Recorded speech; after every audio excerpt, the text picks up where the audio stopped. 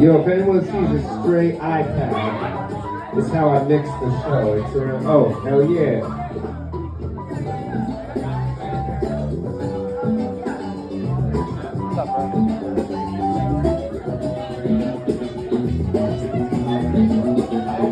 Alvaro's up next.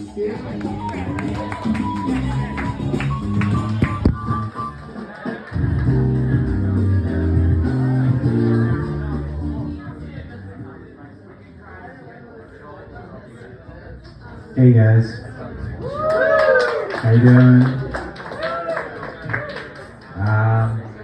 Little bit about me. Sometimes I break into my sister's room in the middle of the night and I tell her that she's worthy of love. You know, I know it's not conventional, but I gotta find a way to somehow push off the daddy issues. I don't know if it's gonna work. I'm like a hypnosis tape. I'm like, you're worthy of love. She's like, I am worthy of love. All right. I had a friend recently tell me, he asked me a question. He asked me, he said, hey Alvaro, have you ever told your mom to go fuck herself?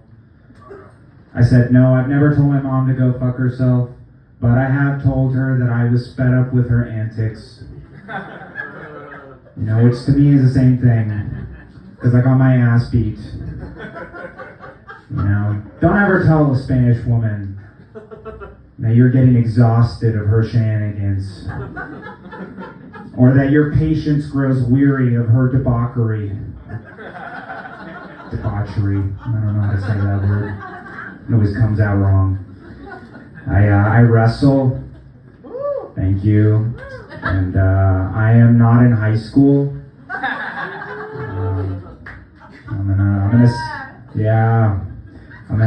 I'm an assistant wrestling coach. I didn't want to be an assistant wrestling coach, but I wrestled in high school, but when you get older, there's like not a lot of places where you can just go and wrestle.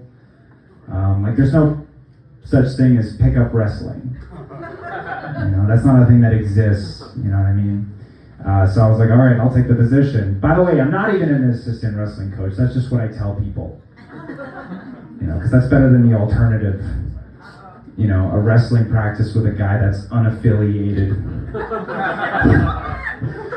You know, the kid gets home and he's like, Mom, I learned a new move from Coach Alvaro. She's like, Coach Alvaro? Is he one of the new coaches? He's like, no, he's just kind of there.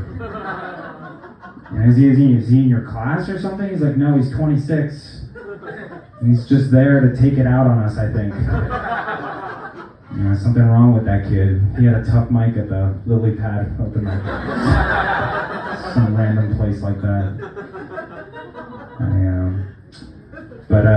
Yeah, I mean, I don't know. I like it. It's nice. I was mediocre at wrestling in high school. You know, I was always getting beat up by this kid named Steven. You know, Steven was a good wrestler, but he was also really intelligent. You know, not just any kind of intelligent. I'm talking like, you're a pawn in my game intelligent. You know, and he would wail on me. And now that I'm older, I get to beat up these 14-year-old kids. It's like a nice change of pace, you know? I'll hit them with a single leg again and again and again and again and again and again and again in a practice. They'll try to make sense of it at the end. They'll be like, Coach, how did you get into my house at 3 a.m? I'll be like, just shut up. I'll say one other thing before I get out of here. I went to a private school that I couldn't afford because I got financial aid. Thank you, I guess. Yeah, it was cool. I think when you get that kind of situation, you stick out, right? And I remember realizing just how much I stood out, just based off like the types of fundraisers that the school was throwing. Like they were raising money for other towns, as if they were third world countries. You know, it was a Saturday. I don't know why I was there. I think I volunteered for this. You know, it was a Saturday, and this lady came in. She was like, "Kids, let's get excited, okay?